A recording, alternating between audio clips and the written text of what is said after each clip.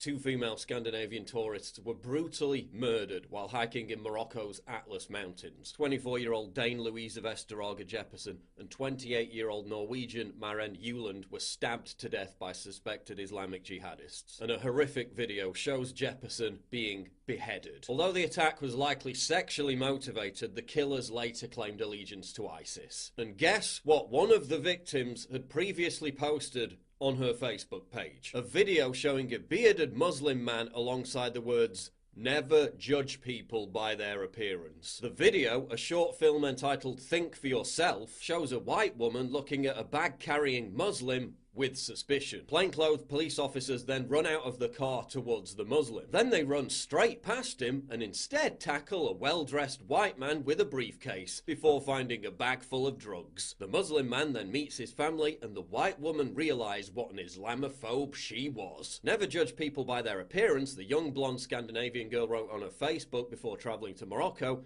where she was decapitated. This is what the three men who did it looked like. Some people even reported that the mother of one of the victims in Morocco was posting love heart emojis aimed at Moroccans on Facebook just days after her daughter was brutally slaughtered. Swedish news outlets later reported that the rape and beheading carried out by supporters of Islamic State had nothing to do with Islam. And so we observe yet another tragic case of cultural relativism. The idea that a person's beliefs, values and practices should be understood based on that person's own culture rather than be judged against the criteria of another. How many times have we seen ardent progressives visit shithole countries proclaiming love and peace to be universal, only for them to end up dead? Pippa Backer, the performance artist who said she would hitchhike from Italy to the Middle East to, quote, send a message of peace and marriage between different peoples and nations. Her sister said she thought that in the world there were more positive than negative people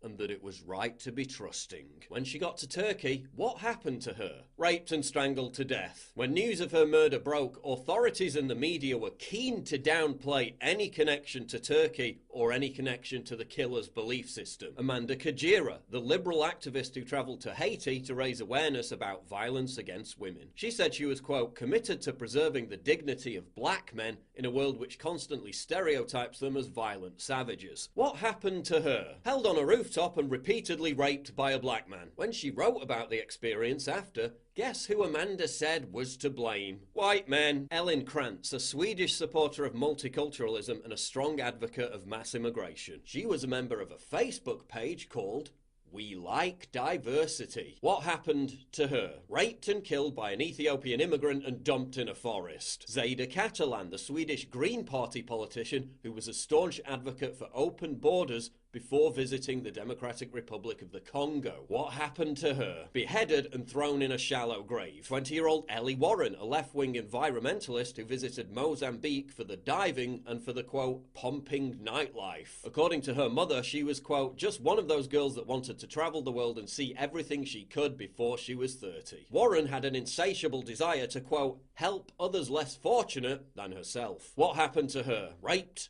murdered and dumped in a toilet block. American Lauren M., working as an au pair in Austria, responded to a campaign encouraging people to take refugees and migrants into their own homes. She took in a Gambian migrant who had escaped from a local refugee centre to escape deportation and had a warrant out for his arrest. Lauren gave the migrant a home despite him being previously accused of sexually assaulting a minor. What happened to her? Raped and suffocated to death. Belgian psychologist Malaise Derrymaker worked with failed asylum seekers in Sweden to prevent their deportation. What happened to her? Mowed down by a truck driven by a failed asylum seeker. A female interpreter working on a documentary about the plight of vulnerable refugees. What happened to her? Raped by refugees. These cases are commonplace, with NGOs and charities routinely covering them up so as not to stigmatise migrants. And then there was the left-wing couple who cycled through the Middle East and the Balkans. This is what they wrote before embarking on their journey. You read the papers and you're led to believe that the world is a big scary place.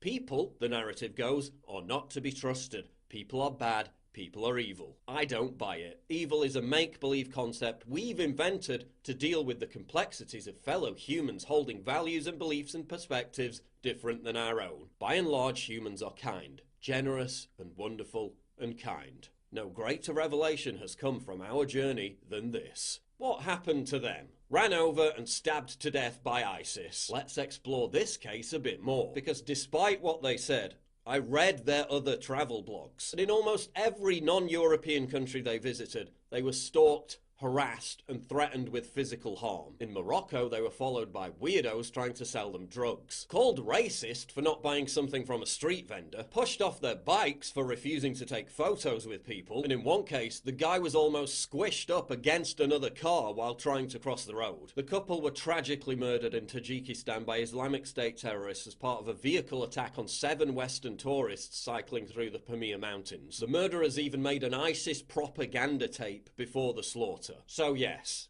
evil does exist, and there are evil people in the world. And some countries are more dangerous than others because some cultures and some belief systems are worse than others. Our negative view of some other cultures isn't just a product of our own ignorance and bigotry. It's a fair appraisal of what happens in those countries due to the attitudes of the people who live there. Does that mean that everyone in Morocco or Tajikistan is out to harass, attack or murder Western tourists? No, of course not. But that's not the issue. The issue is that leftists have embraced moral and cultural relativism. They've projected their own self-delusion that the world can be a utopia if we just all collectively believe it to be that way. No, the world doesn't work like that. There are bad people in the world. Evil exists in the world, and no amount of wishy-washy hashtag love wins speciousness is ever going to change that fact.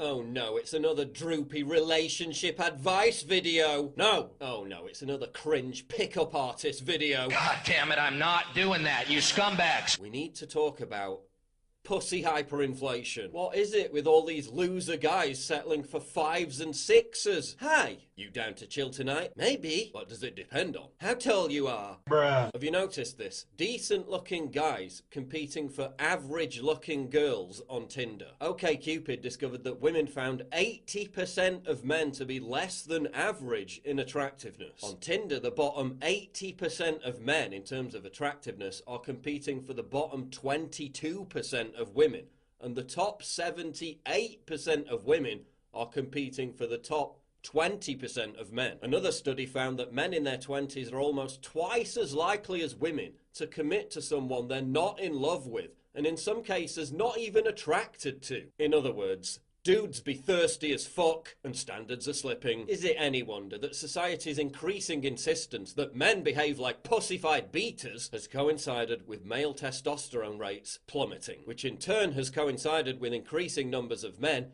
desperately scrambling to attract the attention of uglier and uglier women. How does mainstream society tell men to behave around women? 7 signs that your man's masculinity is non-toxic. He carries a tote bag that's at once pro-environment, pro-feminism and pro-reading. He openly cries during Pixar movies, even the parts that aren't sad. Just beautiful. He opens doors for women at work, but they're metaphorical doors, like the ones that lead to promotions. He laughs calmly when called a cook. He laughs loudly when women are funny. He does not laugh when men are not. Bruh. But what do women really want? Do they want tote bag carrying, soy latte drinking, chick flick crying manlets? Do they? Really? No. They want ultra-violent porn! Bear with me. New data reveals that women in their droves are searching for porn with tags like extreme brutal gangbang, forced, and rape. A quarter of straight porn searches by women offer videos featuring violence against their own sex. According to Dr. Seth Stevens-Davidowitz, a former Google data scientist, if there's a genre of porn in which violence is perpetuated against a woman, my analysis of the data shows that it almost always appeals disproportionately to women. That's not good. Not good. Believe me, not good. But it does reveal that while society tells men to act like nervous, thirsty incels, women are craving male dominance more than ever. Women are becoming sexually reactionary. They're overcompensating because they're starved of that natural male-dominating force in their life. And some of them are overcompensating so much They're embracing actual toxic masculinity. You have this crazy alliance between the feminists and the radical Islamists. Is there an attraction that's emerging among the female radicals for that totalitarian male dominance that they've chased out of the West? 62% of women have had forced sex fantasies, the ones who admit to it. It also turns out that huge numbers of women like to be choked. Now, I'm not saying you should go around choking women without their consent. Is Wayne Brady gonna have to choke a bitch? Don't do that. What I am saying is that no amount of social engineering or indoctrination can prevent women from reverting to their natural, innate feminine behavior, from being biologically attracted to confident, assertive, decisive men, more commonly known as chads. Yes, there's a war on masculinity. Yes, feminism and social media have ruined relationships and increased cheating. Blah, blah, blah, blah, blah. We already know all that. But the impetus should also be on men to rediscover what's been brainwashed out of them. How to take responsibility and how to behave around women. Don't treat women how society tells you to treat women. It's not successful and it's not attractive to women. They don't like it. It doesn't work. We look so much like a couple here. Ha ha ha ha ha. A couple of besties. Bruh. Orienting yourself around garnering the approval of women is one surefire method of repelling women. They can smell your anxiety and depression from a mile away. Orient yourself around what you're passionate about in life, and it radiates like gamma. You got to be oriented towards something, because otherwise you're disoriented. You just spin around in circles and then you suffer. And so do people around you. It's not a good solution. Orient yourself towards something. You have to figure out what it is. What will work for you? The less fucks you give about female approval, the more female approval you get. It's not rocket science. Don't be a loser. But most young men have no grasp of this basic concept, which is why pussy hyperinflation is at levels not seen since the Weimar Republic. Another cause of pussy hyperinflation is beta books. Pay pig men throwing dollars at Twitch streamers and ethos, believing that they have a chance. No, it's worthless and pathetic, and it has to stop. So I'm on livestream fail, and there's news you have a husband? This can't be true, right? I do have a husband, but obviously I'm not going to mention him because then people get turned off by that idea. Do you know what I mean? No, I don't understand it. Why do you hide having a husband? Why is it any of your business anyways? Am I not allowed to keep that aspect of my life private? I've been supporting you for 2 years now. I'm always moderating your chat, making sure dumbasses don't say shit about you. Do you know how much I support you? I always donate to you. I've given you thousands of dollars at this point. Stop. Stop it. Get some help. Where are all the real men chucking hard-earned cash at some Patreon thought? Because you deluded yourself into thinking you're in a relationship with her because she DMs you once a week. That's not how real men behave. Where are all the real women? Running pictures of your ass through filters to make it artificially bigger and then posting it on Instagram? That's not wife material. Listen, fertility rates in the West are declining faster than ex-hamsters' views during No Nut November. We've got a lot of work to do here. And remember, guys, no more e-girls. No e-girls. Never! Just say no. Stop being pathetic, thirsty losers.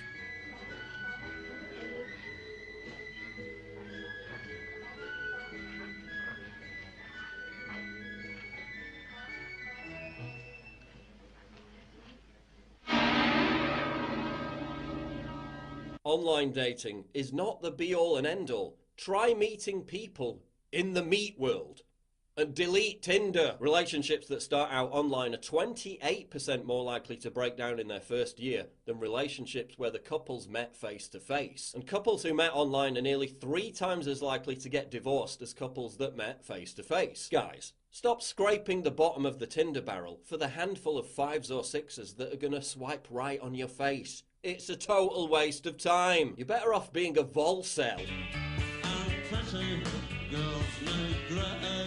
Stop being ashamed of assertive masculinity. Girls love it. Yet 25% of US millennial men think that asking a woman out for a drink is a form of sexual harassment. What is happening? Listen, Me Too may have succeeded in outing serial rapists like Harvey Weinstein, but it also gave us things like hover hand. Was the price really worth paying? Jesus, give me strength. Oh, that's hot. That's hot. We also need to talk about porn addiction. Porn is a sedation drug that disincentivizes you from attracting real women. It leads to erectile dysfunction. It shrinks areas of your brain linked to motivation and reward. Cambridge University found that pornography triggers brain activity similar to that triggered by drugs in the brains of drug addicts. Porn is cited in 60% of divorce cases as having played a significant role in breakups. Listen, if militaries are deploying porn as a tool of war, you know it's a potent weapon. Stop watching porn. Stop it. So guys, in summary, stop acting thirsty, stop paying any attention to how mainstream society tells you to behave around women, stop throwing money at ethos, stop watching porn, and stop settling for 5s and 6s on Tinder. Those are the headlines. Happy now?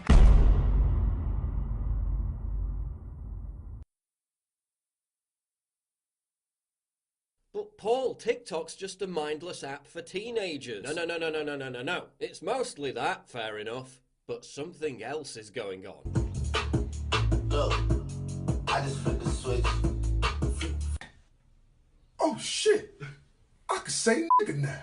In 2018, TikTok garnered more downloads than YouTube, Facebook, or Instagram. And as even its most ardent haters admit, it has gained a foothold in the psyche of tomorrow's young adults. What is TikTok? It's basically a platform for users to create 15-second videos which normally take the format of dancing, lip-syncing, comedy, or memes. It's also the latest frontline in the culture war between millennials and Generation Z. Why is the media slowly beginning to churn out hit pieces against TikTok? Why are lefty tech bloggers like Taylor Lorenz becoming increasingly more condescending towards TikTok users? Why is Twitter littered with complaints from social justice warriors that TikTok is a platform for toxic masculinity and internalized misogyny? Why are millennial moral gatekeepers becoming so nervous about TikTok? Because any aspect of youth culture that they don't control, which allows for anything other than anodyne, sterile, predictable obedience,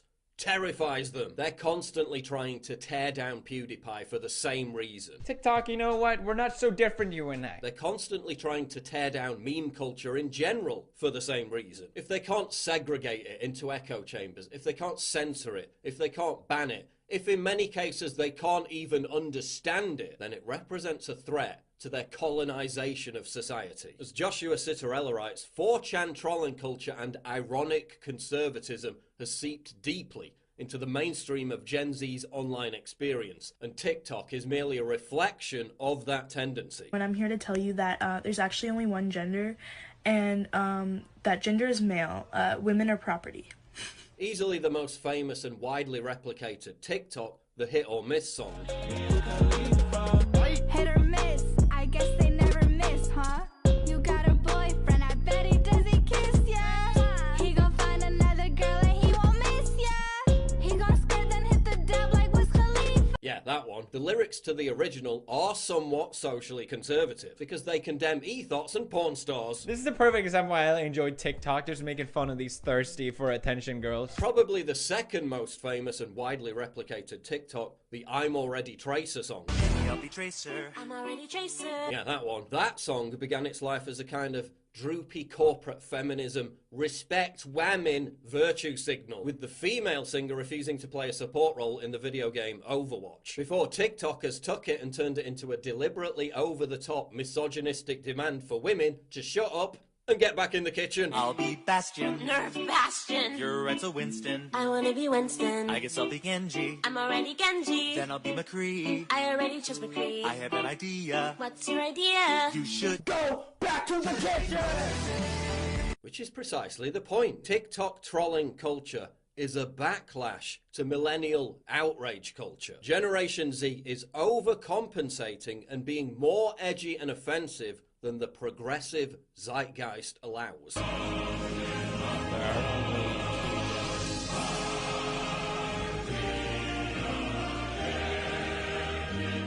It's a kind of self-correcting cultural realignment. Just as in a political sense, the election of Trump and the global populist wave was a kind of self-correcting evolutionary realignment. Listen, kids are biologically driven to rebel. They're innately predisposed to seek out the ultimate taboos. The coolest and therefore the most censored behaviour and material. And what could be more taboo than a good make me a sandwich meme? But I was led astray the day you walked away. You were the clock that was ticking in my home. Changed my state of mind. Love's so hard to find. I wasn't joking when I said conservatism is the new counterculture. And although Gen Z is the most conservative generation since World War II, maybe conservatism is the wrong word. The new counterculture is just the opposite of the dominant culture. And what could be more dominant and domineering than a political dogma, intersectional identity politics and political correctness that exists to ruin fun, to censor satire, and to eliminate individual identity in favour of one boring, homogenous, amorphous blob, while simultaneously promoting apathetic, empty lifestyles that promise hedonistic bliss but deliver nothing but vacuity, hopelessness, and depression. Enter TikTok traditionalism. Oh, you're with her now? Okay. I guess I'll just have to show you what you're missing.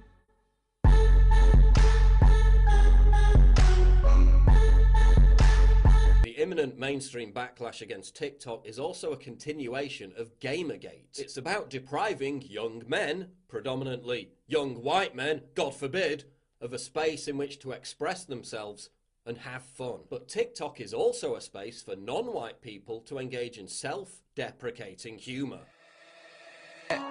Hey, I'm on vacation every single day because I love my occupation. Which is an absolute nightmare if you're a lefty who is continually trying to balkanize and divide people by race. Day 1 in Mexico, and so far I'm pretty normal, pretty natural. Alright, day 2. It's pretty good so far. Okay, mis señores, it's now 3 days in Mexico.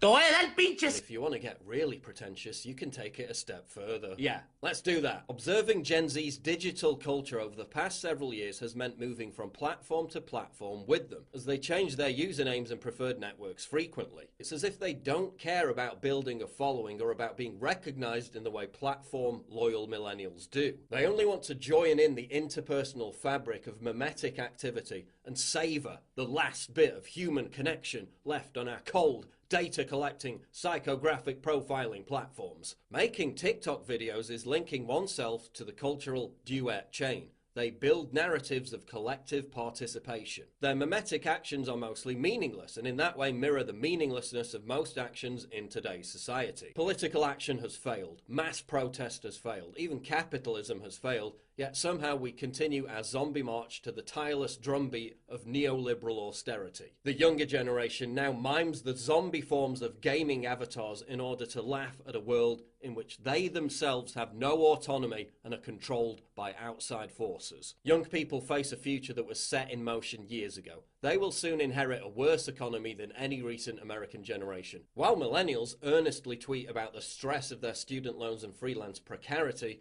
Gen Z TikToks in a joyous nihilism, mocking a society in which self-determination and upward mobility have long since collapsed. Or in other words, it's a revolt against the modern world. But Paul, you're only talking about TikTok as part of a cynical ploy to attract a new audience to your political dogma.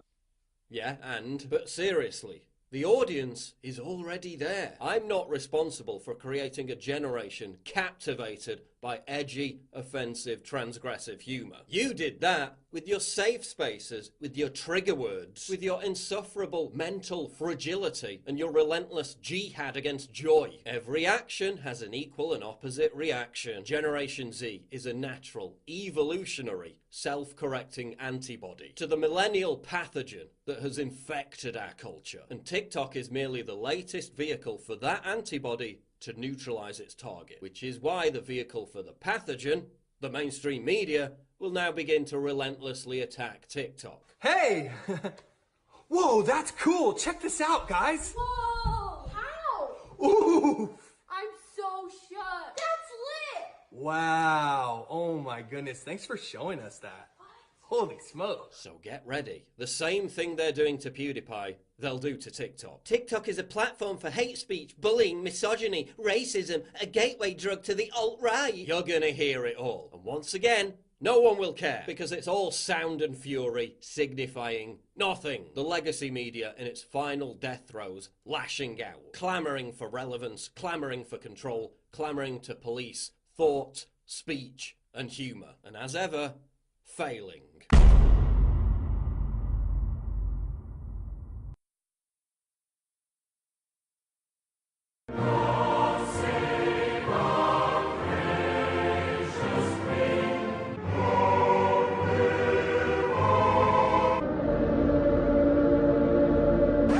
The absolute state of Britbongland reported and investigated hate crimes in the UK. A dog pooping outside someone's house, a dog barking at someone, a bus driver's racist look, a dispute over a parking spot, and someone losing a tennis match. And guess what? Hate crimes are up 17%. Gee, I wonder why. And don't get me started on immigration. We've got 30-year-old fake refugees posing as 15-year-olds in our classrooms. Meanwhile, a genuine refugee facing genuine persecution in Pakistan is told she can go fuck herself because her presence in the UK might offend Muslims. Those 70,000 illegal immigrants who arrive every year, though, come on in! Asia Bibi faces possible death for the crime of insulting the Prophet by drinking from the wrong water fountain. Yet who were we told to cry over? Who did we raise over 200 grand for? Some kid who was pushed down in a playground. Something that happens almost every day in virtually every school in the country. Potential lynching, thousands of armed Islamists literally screaming out in the street for you to be executed. Versus a teenager who had water poured in his face by another teenager. And who dominated the headlines for a solid week. Of course, one of the benefits of being the least racist country in the world is that you get endlessly lectured for being racist. George, have you actually looked at the numbers? The UK is one of the least racist societies actually across Europe. Oh, Sue! Thank you so much! It's funny that you're a white man saying that. It's not like we're the only G7 country to routinely meet its foreign aid commitment every single year. £13 billion. It's not like we admit over 500,000 immigrants into the country every year. It's not like Theresa May's about to sign onto a UN migration pact that greases the skids for tens of millions more migrants to arrive, while classifying criticism of mass immigration as hate speech. It's not like Britain was the first country to abolish slavery. It's not like our ancestors literally risked their lives to free black slaves in Africa. No. We're racist. So racist that in order to keep reminding us how racist we are, white fathers have to be ethnically cleansed from television commercials. But hey, at least we take care of our own, right? With a bitterly cold January just around the corner, it's not like homelessness has been on the rise for 7 straight years, is it? Oh, but there's plenty of money. Tens of thousands of pounds to pay for a murderer who tortured and beat a man to death to get a sex change at taxpayer expense. Most of the people I've discussed this with think it's outrageous, one police officer told The Times. You can murder someone brutally, but while you're in prison, you're entitled to everything you ask for, no matter the burden you put on a stretched system, because it might breach your human rights to say no. As former prison doctor and author Theodore Dalrymple wrote, a deep moral cowardice infects Britain. Morrissey. I knew who you are. So do I. The Conservatives conserve nothing in modern Britain. In fact, they are the prime destructors of British heritage. Labour are no different. And then there's Brexit. Remain or leave. I guess they never leave her. You got a customs union, I bet it doesn't let ya. You gon' find another member and we'll miss ya. He gon' skirt and hit resign like Mr. Rita. Let's just be honest, save some last-minute miracle. Brexit isn't happening. But who cares about such petty things as sovereignty and democracy when there's a chance, just a chance, that we might have to wait a bit longer to have our coffee served in Pret? To send them back. For anybody else here who works in London, who would be serving our coffee in Pret? Who would be selling us our sandwiches in Pret? The horror! Gotta top up those Euro trash wage slaves! When are we going to get a leader who isn't a national embarrassment? When are we going to get a leader who truly represents the interests of the British people? I am the king. I am the leader. I am the king. I am the leader. I wanna interview Winston. And when are we going to achieve the epic victory royale over those who have sold us out at every available opportunity? It's all to play for. But at least we're starting to get the UK's rampant crime wave under control, right? I mean, it's not like police officers are being criminally prosecuted for chasing actual criminals on mopeds, is it? Oh, it's not like after a huge cover-up of grooming gangs in South Yorkshire, it's not like while there are currently 98 investigations into the response of South Yorkshire police to grooming gangs in Rotherham, that South Yorkshire police posted a tweet encouraging people to report insulting comments online that don't even qualify as hate speech, is it? Oh, but don't worry, because they've got plenty of time to investigate mean tweets, because it's not like only 9% of actual crimes end with a suspect actually being charged, is it? Oh. But instead of spending money on more police patrols, the government, in its infinite wisdom, is spending money on pushing news stories about violent crime in London down in search result rankings. Yeah, burying the news won't stop people from being stabbed and acid attacked. You utter fucking spoons. Paedophiles? Meh. Burglaries? Meh. Being offensive in your back garden? Prison time. Child using a toy Nerf gun in his back garden? SWAT team.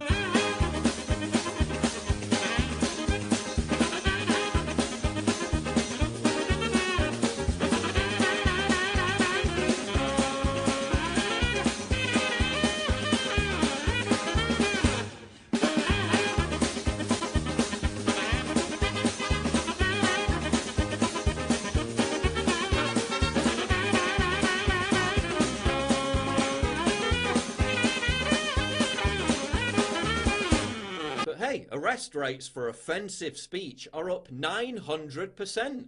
Good to know the really dangerous criminals are being caught, right? An Asian journalist visits London to sample its world-famous diversity. Within minutes, we walked by 3 other mosques which were vibrant and filled with young men coming and going. We passed a church which was closed and decrepit, with a window that had been vandalised with eggs. We squeezed by hundreds of residents busy preparing for the Eid al-Adha holiday. Girls in hijabs gathered around tables to paint henna designs on their hands. All the businesses had a religious flair, the eateries were halal, the fitness centre was sex segregated, and the boutiques displayed modest outfits on mannequins. Pakistani flags flew high and proud. I never saw a Union Jack. But hey, besides all of this, at least London remains aesthetically pleasing, and isn't having its already ravaged skyline raped by a giant glass dildo.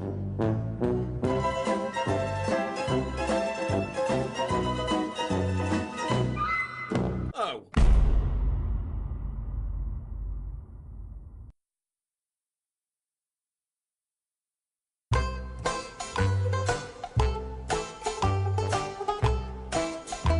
Jay-Z took some time out from cheating on his wife to take a not-so-sly dig at Kanye West. Performing on the track What's Free off Meek Mill's new album Championships, Jay-Z called out Kanye for his support of Donald Trump. He later denied that's what the lyric was about, but his backpedaling looked more like damage control. No red hat, don't Michael and Prince me and yay, they separate you when you got Michael and Prince's DNA. I ain't one of those house nibbers you bought. My house like a resort, my house bigger than yours. Because Jay-Z isn't one of those house nibbers. He doesn't prostrate himself for the white establishment in return for money and acclaim, does he? I mean, it's not like he literally gave a concert for Hillary Clinton on the eve of the presidential election, is it? I would like to introduce to you the next president of the United States, Miss Hillary Clinton. Oh, but that was just an intro. It's not like he literally reeled off Hillary campaign slogans, is it? Once you divide us, you weaken us. We are stronger together.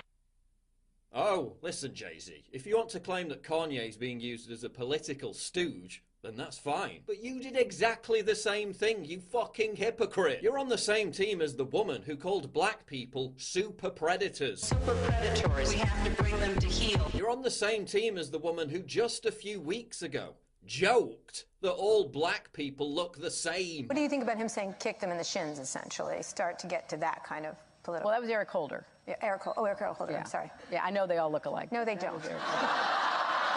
You're on the same team as a woman who, according to her former chef, called a black member of staff the N-word. A gentleman of color came in with something, and it did not please her the way it was. When he walked out, she says that, and then she used the N-word. You're on the same team as a woman who pathetically panders to African Americans by putting on a fake black accent. I don't feel no ways tired. And absurdly claiming to carry around hot sauce in her handbag. That's us. Really? Yes. Now listen, I just want You're literally on team. Let's insult black people's intelligence because we know they're going to vote for us anyway. But Kanye's the one selling out black people. Yeah, give me a break. What makes this more stupidly ironic is that the chorus to the What's Free song states, "Free is when nobody else could tell us what to be. Free is when the TV ain't controlling what we see." Media TV coverage of Trump is 93% negative. So the TV is controlling what we see. And in the entertainment world, Jay-Z is an integral part of that control. In the same song, Jay-Z brags, sold drugs, got away scot-free. Because in case you didn't know, he used to sell crack cocaine to poor black kids. And even later bragged about it, saying it gave him business skills. So wait, Kanye's bad for leading black people astray, for telling them to have original thinking. But you're some kind of modern MLK when you literally sold crack to poverty-stricken African Americans in the ghetto.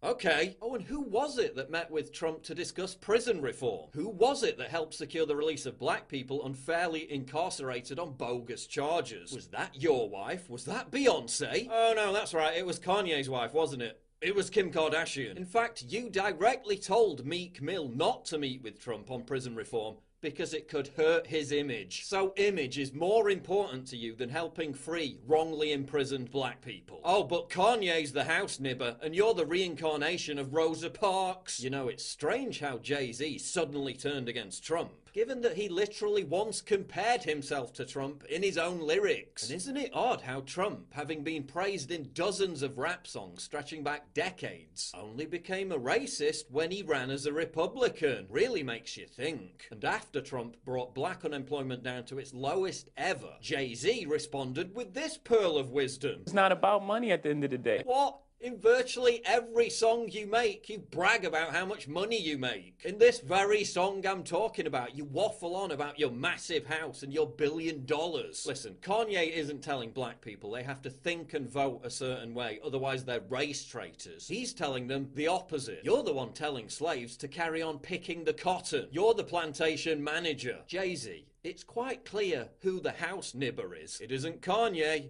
it's you.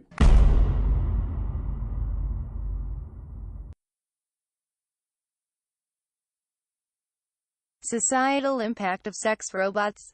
Sean Gordon. January 2nd. I'm not sure who coined the term "Provnado" about all the recent sexual assault revelations coming out, but it is a good one. According to this LA Times article, a powerful person has been accused of sexual harassment at the rate of every 20 hours since the Harvey Weinstein scandal broke on October 5, 2017. The fact that these predators are getting their due finally is good, but there is a larger concern with the weaponization of harassment allegations. I was personally a witness to two situations around the year 2000 with some employees of mine.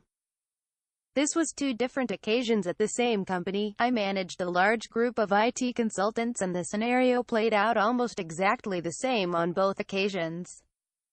I was sitting in the lunch room and one of my guys approached a woman and asked if they wanted to go to lunch. The woman declined, and that was it. The next thing I know, I get a call from HR and they want to fire my guy because a sexual harassment claim had been filed. I was able to save their jobs because I had been a witness, but the woman wasn't reprimanded. My guys had to go through sensitivity training. What this has led to is a lot of men just retreating from dating altogether. One of my side hobbies is helping single adults in my church get into new, healthy and happy relationships. I have nearly 10,000 people that I work with in this regard, and I hear a lot of stories from both genders, and I realize that we've got some major issues. At the same time, we have the quiet rise of sex robots, which were pretty comical just a few years ago but are now getting scary good looking as humans. Both physical and emotional relationships have recently been explored in TV shows such as The Big Bang Theory and Humans, the film Her, and presciently in the 1987 film Cherry 2000. As a bit of disclaimer, I'm heterosexual male that is happily married with 5 kids, 1 divorce, and what I'm going to be talking about is oriented towards that perspective and what applies to the majority of people. While understanding there are always exceptions, there are a lot of factors that have gone into the current sexodus, such as third-wave feminism, the unequal results in most divorce proceedings, the weaponization of accusations, the vilification and dumbing down of men in most media for the last 20-plus years, but the net result is that men are just checking out of the whole affair. Who wants to lose their job or freedom simply because they asked someone to lunch or didn't adequately return affections? So men have turned to video games and porn for the most part, and the next logical step there is going to be the sex robot. The first stage will just be having thing to have sex with that looks exactly as you want them to, and you don't have to deal with anything else. The next step is going to be these robots being able to interact at least at a Siri level and provide positive feedback and basic conversation. Then being able to perform basic tasks around a house. This fellow seems to have taken it to a new level. This will easily lead to emotional connection and the anthropomorphizing of the robots to the point where a large number of men are just going to give up on relationships with human females in general unless they have a strong desire to have children. Siring children is a strong biological imperative for men, but decades of attempting to strip male instincts from male children might make this less of a drive. For women, the drive would seem to be different. A sex robot isn't particularly different than using a vibrator, but what it does provide that is different is the illusion of sex with a man where they are in complete control at all times and won't have a wandering eye. The next phase to these will also be a rise in conversational bot technology where women can talk and have an enthusiastic listener. Of course, being able to do basic chores around the house will also come in handy. Women will likely tend to get more emotionally involved with a sex robot than a man would based on typical behavior patterns and those features. Will the fear of sex robots being hacked and instructed to murder you stop people from using a robot instead of a person? Probably not. However, there is a very real chance of a breakdown in traditional relationships and families. Likely religious groups that have strong opposition to self-gratification and things like this will be the least affected by the rise of the robots. More and more couples checking out of traditional relationships and procreation are going to lead to a decrease in population replacement, which virtually all government pension systems rely on. So you will see the collapse of those public safety nets. School attendance will drop off due to less students. That means all the infrastructure around kids and education starts to shrink. This eventually gets to the university and colleges as there are fewer and fewer kids that are growing up. This is actually a pretty huge deal since birth rates in Western Europe and the US have been declining in general. Much like the rapid rise of self-driving cars are going to have significant impact on our daily lives and the infrastructure around them, so will these robots. And it is going to happen while you aren't paying attention, and then it will be too late to do anything in the short term. Maybe we will see the government start to provide incentives to have children.